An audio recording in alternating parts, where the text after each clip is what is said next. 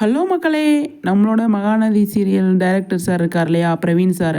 அவரோட ஒய்ஃபு, அதுக்கப்புறமா நம்ம சுவாமி எல்லாருமே வந்து துபாய் போயிருக்காங்க அப்படிங்கிறது நமக்கு இந்த ஒரு வாரமாவே தெரியும்.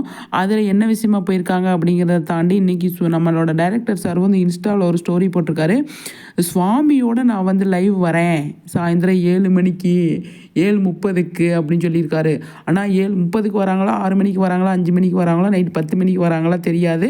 ஆனா கண்டிப்பா லைவ் வர்றாங்க. கன்ஃபார்மா வரேன் அப்படின்னு சொல்லி அவர் வந்து சூப்பர் ஸ்டோரி போட்டிருக்காரு. ஆனா சுவாமியோட வரேன்னு இருக்காருங்க.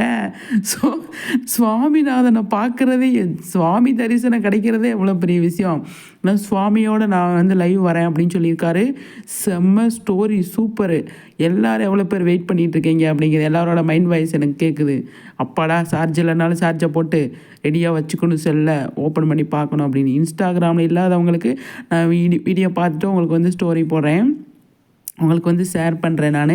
நீங்கள் வந்து கரெக்டாக இன்ஸ்டாவில் இருக்கிறவங்க வந்து 7 மணிக்கு முன்னாடியே கூட வந்துடுவாங்க அப்படின்னு சொல்லி தோணுது. எப்போ ஃப்ரீ ஆகுறாங்களோ அப்போயே வந்துடுவாங்க. நம்மளோட சுவாமி வராருங்க. நம்ம சீரியலில் வந்து எவ்வளோ கஷ்டமாக இருக்குது பார்க்குறதுக்கு.